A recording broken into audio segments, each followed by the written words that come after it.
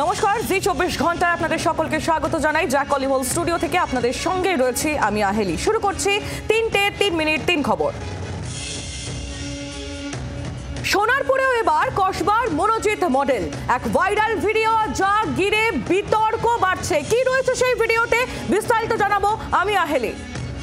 আর আহেলির পর আমি সৈকত আপনাদেরকে দেখাবো গড়িয়াহাট আইটিআই কলেজেও মনোজিতের মতোই আরো একজনের দাপট। তিনি কে, কি করতেন দেখাবো। আর সৈকতের পর আমি দেখাবো আপনাদের আসানসোলের পুর নিগমে পিএফ বিতর্ক। সেই বিতর্ক ঠিক কিরকম। আর এবার সোনারপুরে যেমনটা আপনাদের বলছিলাম যে সোনারপুরেও কসবার মনোজিৎ মডেল, প্রকাশ্যে সোনারপুর মহাবিদ্যালয়ে এক দাদার কীর্তি। সেই দাদার কীর্তি তুলে ধরছি আপনাদের সামনে। ভাইরাল এই ভিডিও, যে ভিডিও আপনারা এই মুহূর্তে দেখছেন, সেখানে দেখা যাচ্ছে 44 বছরের এক দাদা, তাকে মাথা টেপানো হচ্ছে। তার মাথা টেপানো হচ্ছে এক নবাগত ছাত্রীকে দিয়ে। কলেজের ইউনিয়ন রুমে সেখানে বসে রয়েছে দাদা প্রতীক কুমার দে। আর তার এই কীর্তি এই মুহূর্তে সোশ্যাল মিডিয়ায় ভাইরাল। সোনারপুর দক্ষিণ বিধানসভা টিএমসিপির সভাপতি এই প্রতীক, প্রাক্তন ছাত্র প্রতীক, কিন্তু সে কিভাবে সোনারপুর কলেজে প্রভাব দেখাচ্ছে, কিভাবে তার এই প্রভাব যে ইউনিয়ন রুমে এক নবাগত ছাত্রীকে দিয়ে সে নিজের মাথা টেপাচ্ছে, উঠছে প্রশ্ন। এবং স্বাভাবিকভাবেই এই ভিডিও সামনে আসার পর বিতর্ক শুরু হয়েছে এবং যে মেয়েটিকে, অর্থাৎ যে ছাত্রীকে এই ভিডিওতে দেখা যাচ্ছে, তার বক্তব্য, তার কি দাবি শোনাবো আপনাদের। প্রতীক দে যে আছে, উনি আমার দাদার বয়সী, ওনাকে আমরা দাদা ডাকি। এখানে আমাদের ইউনিয়ন রুমটাকে দেখানো হয়েছে, যে ইউনিয়ন রুমে বসে আমরা নাকি এই ভিডিওটা আমি যেটা দেখলাম, তো ওটা সম্পূর্ণ ফেক।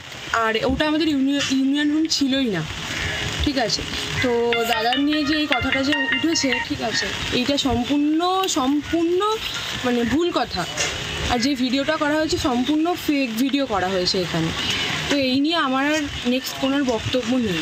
আমাদের তৃণমূল ছাত্র পরিষদকে বা আমাদের ইউনিয়নকে বদনাম করার জন্য এটা করেছে। তো তাদের সূত্রে একটা কথাই বলবো, যে নেক্সট টাইম যাতে এরকমটা না করে। কারণ তৃণমূল ছাত্র পরিষদ তারাও করেছে, তারাও জানে, তারাও তৃণমূল ছাত্র পরিষদের সম্পর্কে জানে। তো তারা নেক্সট টাইম যাতে এই কাজটা, এই ভুলটা না করে। প্রতীক দত্ত কি আপনার সঙ্গে কোনো সময় কোনো খারাপ ব্যবহার বা বাজে? একদম না, একদমই না। এটা আমি কোনোদিনও মানতে পারবো না যে দাদা আমার সঙ্গে কোনো খারাপ ব্যবহার করেছে। ভাইরাল ভিডিওতে থাকা ছাত্রীর বক্তব্য আমরা শুনছিলাম। এই নিয়ে স্পিকার বিমান বন্দ্যোপাধ্যায় তিনি কি বলছেন, তার প্রতিক্রিয়া শুনুন। ভালোবেসে যদি কেউ কারো মাথা টিপে দেয়, কি বলার আছে আমি কিছু বুঝতে পারছি না। এটা অপরাধটা কি আছে? অনেক হতে পারে যে ঠিক আছে আমি একটু ভালোবাসি, মাথা ব্যথা করছে, মাথাটা টিপে দিলাম। স্যার, অন্য কলেজ থেকে এসে আরেক কলেজে মাথা টেপাবে না, অন্য কলেজ থেকে এটা তো এতে কলেজের অথরিটির উচিত, বাইরের লোকরা যেন ঢুকতে না পারে। এইটা নিয়েই তো বিতর্ক হচ্ছে। এই নিয়ে বিজেপি নেতা সজল ঘোষ, তার প্রতিক্রিয়াও আমরা শুনে নেব এবার। শুধু ওই সোনারপুরের কোনো কলেজে নয়, এই দাদারা আমার সোনার বাংলায় সর্বোচ্চ ঘরে ঘরে আছে। 44 বছরের সন্তানকে নিয়ে 70 বছরের বৃদ্ধ বাবাও রোজ কলেজ যায় তৃণমূল ছাত্র নেতা হিসেবে। উদাহরণস্বরূপ সুরেন্দ্রনাথ কলেজ, সেখানে ওদের ইউনিয়ন রুমের পেছনে আবার অ্যান্টি চেম্বার আছে, সেখানেও অনেক কাণ্ড কারখানা চলে। আমি তো নাম করে করে বলছি, যে দলের এক নেত্রী বলেছেন, এখন ঠেকায় পড়ে গুতোয় খেয়ে তিনি এখন এইসব কথা বলছেন যে অনেক মনোজিৎ আছে। আমি বলছি এদের দলে সবাই মনোজিৎ, কেউ সুযোগ পেয়েছে আর কেউ সুযোগ পায়নি। সুযোগ পেলে এরা সবাই মনোজিৎ না, তার মনোজিতের অতিরিক্ত আছেটা কি? এটা সারা বাংলার ছবি এখন সামনে আসছে মাত্র। কলেজের ইউনিয়ন রুমে দাদার কীর্তি, আর তাই নিয়ে প্রতিক্রিয়া উঠে আসছে সব মহল থেকে। সুদীপ রাহা, তার বক্তব্যও শোনাবো এবার। টিএমসিপিতে বিধানসভা ভিত্তিক কোনো সভাপতি হয় না। যদি এই অভিযোগের সত্যতা থেকে থাকে তাহলে তৃণমূল ছাত্র পরিষদ কঠোর থেকে কঠোরতম ব্যবস্থা নেবে এবং আপনাদের মাধ্যমেই আমাদের দলের সমস্ত সহযোদ্ধাদের বলছি যে এমন কোনো কাজ তৃণমূল ছাত্র পরিষদের কর্মী হয়ে যদি কেউ করে যাতে দল কালিমালিপ্ত হয়, সেটা তৃণমূল কংগ্রেস এবং তৃণমূল ছাত্র পরিষদ কোনোভাবেই বরদাস্ত করবে না।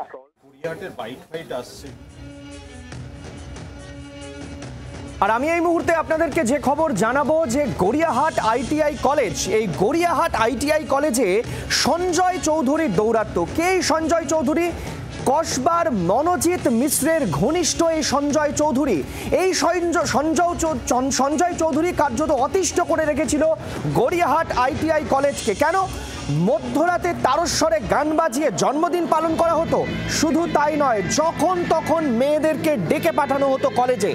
এই সঞ্জয় চৌধুরীর বিরুদ্ধে স্থানীয়রা বিক্ষোভ দেখিয়েছিলেন কলেজে, কিন্তু তাতেও কোনো কিছু হয়নি। ঠিক যেভাবে আমরা দেখেছি যে মনোজিৎ মিশ্রের ক্ষেত্রেও বারবার করে কলেজ কর্তৃপক্ষ পুলিশে কমপ্লেন করেছিল। আমরা দেখেছি লালবাজারে তার নামে কমপ্লেন হয়েছিল, কিন্তু তার টিকিটিও কেউ ছুঁতে পারেনি। কেউ বা কারা তাকে বারবার করে শেল্টার দিয়েছেন, আশ্রয় দিয়েছেন। কে সেই দাদারা? এক্ষেত্রে সঞ্জয় চৌধুরীরও কি কোনো দাদা রয়েছে পেছনে? অয়ন ঘোষাল আমাদের সঙ্গে এই মুহূর্তে টেলিফোন লাইনে রয়েছেন সরাসরি। আমি অয়নের কাছে চলে যেতে চাইবো। অয়ন, এক্ষেত্রেও সঞ্জয় চৌধুরীর পেছনে কি কোনো মাথা কাজ করছিল? না, মাথা তো অবশ্যই কাজ করছে, কারণ যে সঞ্জয় আজকে 13 বছর হলো কলেজ পাস আউট, সেই সঞ্জয় এখনো কলেজে আসে কেন? এবং সেটাও আসে কলেজ ছুটি হয়ে যাওয়ার পর। আমরা প্রত্যেকে জানি সৈকত যে কলকাতা বিশ্ববিদ্যালয়ের একেবারে লিখিত নিয়ম আছে, যেটা কসবা ল কলেজের এই ঘৃণ্য কাণ্ডের পরে আবারও সামনে এসছে। এই রিটিন ইনস্ট্রাকশনটা হচ্ছে কলেজ ছুটির পর ক্যাম্পাসে কেউ থাকবে না। যদিও বেশিরভাগ ক্ষেত্রে দেখা যাচ্ছে সেই নিয়ম একদম শিখে উঠেছে, বুড়ো আঙুল দেখানো হয় কথায় কথায়।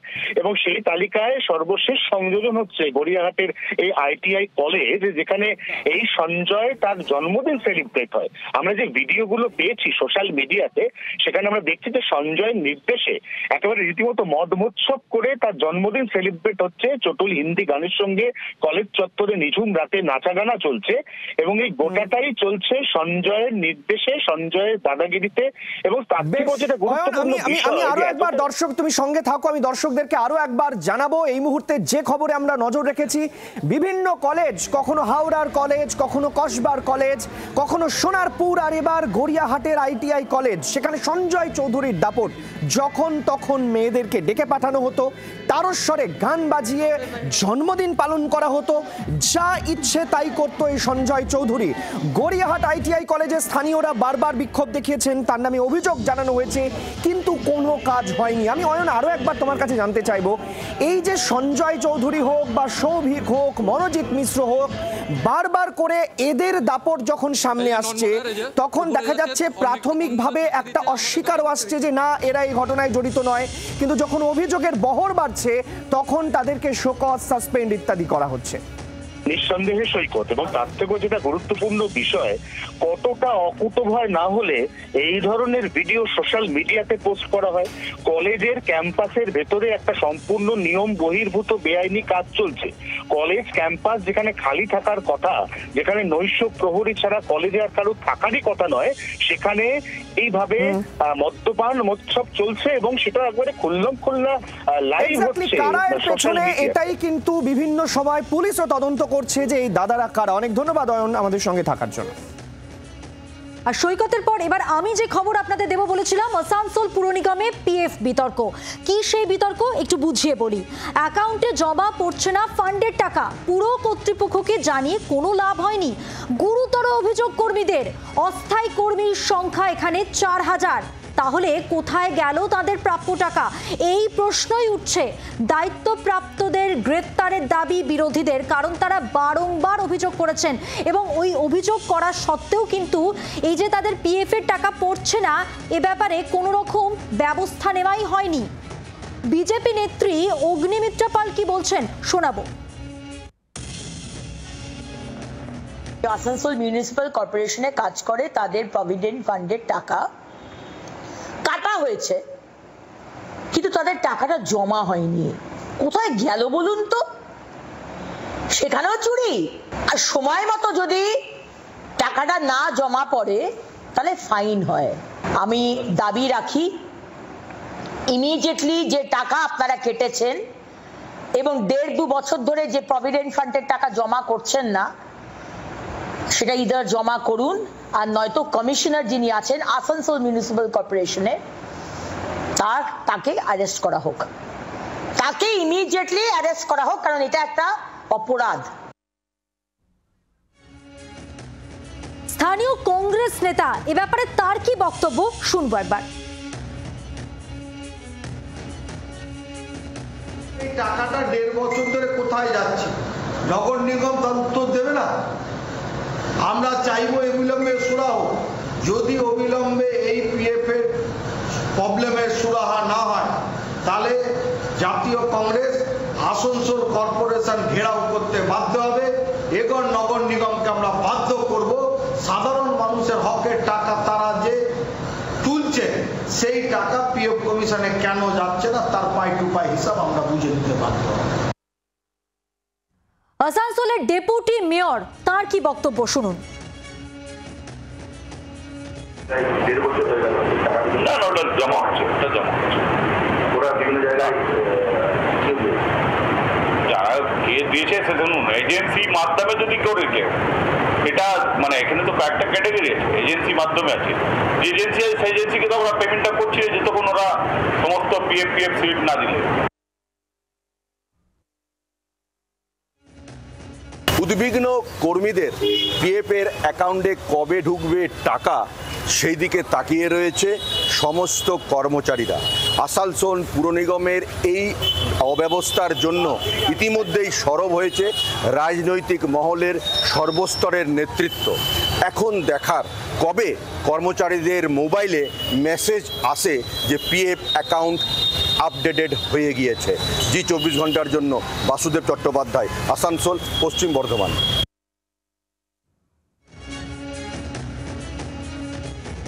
3:03 খবরে এবার যে খবর আপনাদের জানাবো, বাংলায় ফের এনআরসি আতঙ্ক। কারণ মুখ্যমন্ত্রী মমতা বন্দ্যোপাধ্যায় তিনি আবারও এই প্রসঙ্গে সরব হয়েছেন। অসম থেকে নোটিশ পেয়েছেন কোচবিহারের এক বাসিন্দা, আতঙ্কে দিন কাটাচ্ছেন তিনি। দিনহাটার বাসিন্দা উত্তম কুমার ব্রজবাসী। কেন এনআরসির নোটিশ তাকে ধরালো অসম প্রশাসন? অনুপ্রবেশকারী সন্দেহে তাকে হয়রানি করা হচ্ছে। এটি পূর্ব পরিকল্পিত নোংরা একটি চক্রান্ত যা বাংলায় চলছে, এমনই তোপ দেখেছেন মুখ্যমন্ত্রী মমতা বন্দ্যোপাধ্যায়। শুধু তাই নয়, বাংলার মানুষের পরিচয় মুছে ফেলার অপচেষ্টা করছে বিজেপি। সাংবিধানিক কাঠামোকে ধ্বংস করার চেষ্টা চলছে। বাংলা এ বিষয়ে চুপ করে থাকবে না, ঠিক এইভাবেই তোপ দেখেছেন মুখ্যমন্ত্রী মমতা বন্দ্যোপাধ্যায়। আর কোচবিহারের যিনি বাসিন্দা, যিনি এনআরসির নোটিশ পেয়েছেন অসম প্রশাসনের তরফ থেকে, অর্থাৎ উত্তম কুমার ব্রজবাসী, তার আইনজীবী তিনি এ প্রসঙ্গে কি বলছেন শোনাবো। সবচেয়ে দুঃখজনক ঘটনা যেটা হচ্ছে, উনি বলেছেন যে উনি কোনোদিন আসাম যাননি, কোনো কিছু হয়নি, এবং যেটা দেখা যাচ্ছে 2015-তে হচ্ছে কেস হয়েছে আর 2024-এ নোটিশ এসছে। কত বছর পর? প্রায় 9 বছর পর নোটিশ এলো। আসামের এই নোটিশটা প্রায় এনআরসি বকলমে, এটা হচ্ছে কোচবিহার এসপি অফিস মারফত এসছে। দেখা যাচ্ছে এখানে যে সিলটি আছে সেটা হচ্ছে 24/12/2024 কোচবিহার সুপারিনটেন্ডেন্ট অফ পুলিশ এটা রিসিভ করেছে বা এটা সার্ভ করেছে, এবং উনি হচ্ছে সেই সিভিক ভলেন্টিয়ারকে দিয়ে পেয়েছে। যদি আসামের এনআরসিকে আমাদের ওয়েস্ট বেঙ্গল গভর্নমেন্ট যদি নাই ওয়েলকাম করে, তাহলে এসপিও এটাকে আবার কি করে সার্ভ করে। উত্তরবঙ্গ উন্নয়ন মন্ত্রী উদয়ন গুহ তিনি কি বলছেন উত্তরবঙ্গের বাসিন্দার এনআরসি নোটিশ পাওয়া নিয়ে, শুনুন। কেন্দ্রের সরকার, বিজেপির সরকার, বিজেপি দল, এরা হচ্ছে বাংলা বিরোধী, বাঙালি বিরোধী। যা কিছু হচ্ছে এই বাঙালিদেরকে নানাভাবে সমস্যায় ফেলবার জন্য এটা করা হচ্ছে। বাঙালিদের নানাভাবে সমস্যায় ফেলার জন্যই এই কাজগুলি করা হচ্ছে, ঠিক এভাবেই তোপ দেখেছেন উত্তরবঙ্গ উন্নয়ন মন্ত্রী। শোনাবো বিজেপি নেতা সজল ঘোষ, তিনি কি প্রতিক্রিয়া দিয়েছেন শুনুন। এর আগে যে দেখিয়েছিলেন এই যে এইখানকার ভোটার কার্ড, আবার উত্তরপ্রদেশের ভোটার কার্ড, এক এপিক নাম্বার, তারপর তো আর কিছু বললেন না পিসি, আপনি তো তারপর চুপ হয়ে গেলেন। এগুলো হচ্ছে স্টান্ট, এটা হচ্ছে স্টান্ট ফর দ্য ডে। কালকে আর কিছু বলবেন না, কালকে আর এটা নিয়ে কিছু বলবেন না, কালকে আর এটা নিয়ে মুভমেন্ট করবেন না। হ্যাঁ, আপনাদের দেখিয়েছিলেন না ইন্ডোর স্টেডিয়ামে না কোথা থেকে, এই দেখুন এত নম্বর এপিক কার্ড, এই লোকটা এখানে থাকে, আবার এই নামের এপিক কার্ড, আরেকটা লোক উত্তরপ্রদেশে থাকে। কি করলেন তারপর সেটা নিয়ে? পাড়ায় পাড়ায় আপনার নেতারা বেরিয়ে পড়লো, বাড়ি বাড়ি গিয়ে ভোটার লিস্ট কি সংশোধন করে আনলেন। আর এই মুহূর্তে যে খবরের দিকে নজর রাখবো, সদ্য বিজেপিতে রাজ্য সভাপতি বদল হয়েছে, আর এবার কেন্দ্রীয় বিজেপিতে বাংলার মুখ তারা কি জায়গা পেতে চলেছেন? তেমনই জল্পনা। বঙ্গ বিজেপির দুজন হেভিওয়েট লড়াকু মুখ, মহিলা মুখ, তারা সম্ভবত কেন্দ্রীয় বিজেপিতে জায়গা পেতে চলেছেন, এমনটাই জল্পনা, এমনটাই সূত্রের খবর। সম্ভবত তারা যে পদে স্থলাভিষিক্ত হতে পারেন জল্পনা হিসেবে সামনে আসছে সর্বভারতীয় সম্পাদক বা ভাইস প্রেসিডেন্ট পদে। এর আগেও বঙ্গ বিজেপি থেকে কিন্তু আমরা দেখেছি সহ সভাপতি পদে একাধিক ব্যক্তি ছিলেন। এক্ষেত্রেও কিন্তু দুই মহিলা লড়াকু মুখ, তাদেরকে জায়গা দেওয়া হতে পারে, এমনটাই জল্পনা। কমলাক্ষ ভট্টাচার্য আমাদের সঙ্গে এই মুহূর্তে রয়েছেন। কমলাক্ষ, জানতে চাইবো যে জল্পনা সামনে উঠে আসছে সে বিষয়ে আরো বিস্তারিত তথ্য।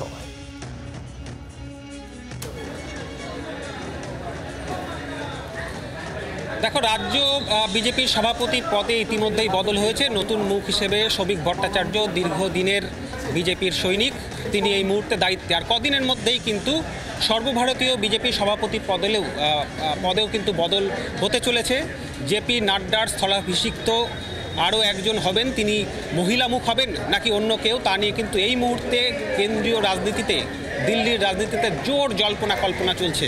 কিন্তু তার পাশাপাশি আগামী আগস্ট মাসের মধ্যেই কিন্তু সেই নির্বাচন শেষ হবে, তেমনটাই মনে করা হচ্ছে। সর্বভারতীয় সভাপতি পদে নতুন কেউ আসতে চলেছেন।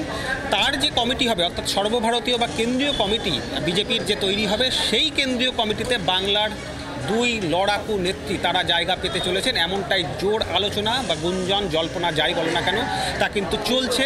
সেই দুই লড়াকু নেত্রীর মধ্যে একজন রয়েছেন বর্তমান বিধায়ক এবং অন্যজন প্রাক্তন সাংসদ। এই দুই লড়াকু নেত্রী যারা ইতিমধ্যেই বাংলার রাজনীতিতে নিজেদের আসন বা নিজেদের জমি অনেকটাই শক্ত করেছেন বঙ্গ রাজনীতিতে, সেই দুজনের নাম ইতিমধ্যেই যে নাম দুটি সামনে আসছে তা হলো অগ্নিমিত্রা পাল এবং লকেট চট্টোপাধ্যায়।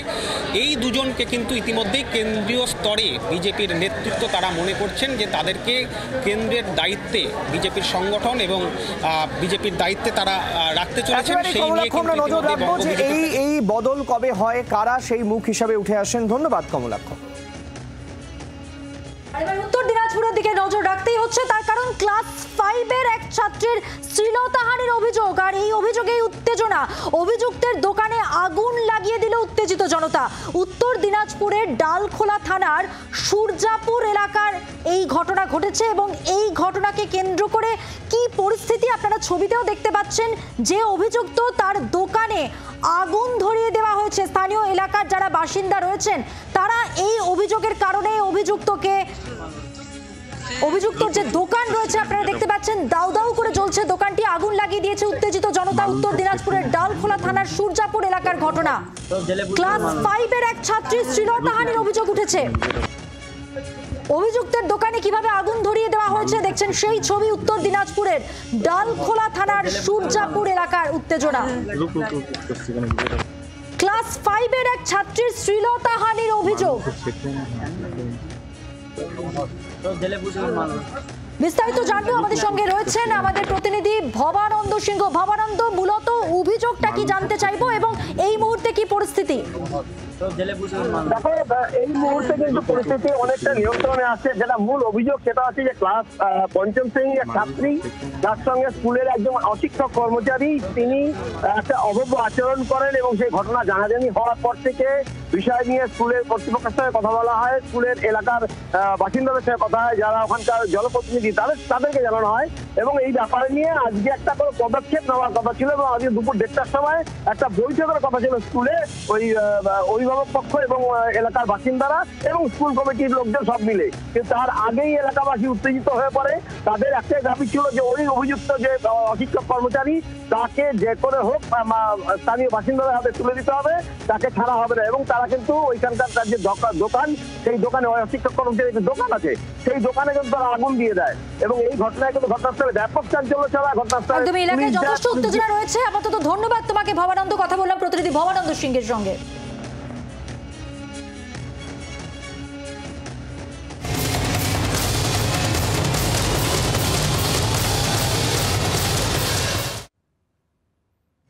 এবার হাওড়া ব্রিজের নতুন রূপ, প্রতিদিন নয়া লাইট অ্যান্ড সাউন্ডের খেলা। বাংলার নতুন বছরের আগেই এই নতুন রূপ, অ্যাপের মাধ্যমেও দেখা যাবে লাইট অ্যান্ড সাউন্ড। পয়লা বৈশাখের আগেই নতুন রূপে হাওড়া ব্রিজ।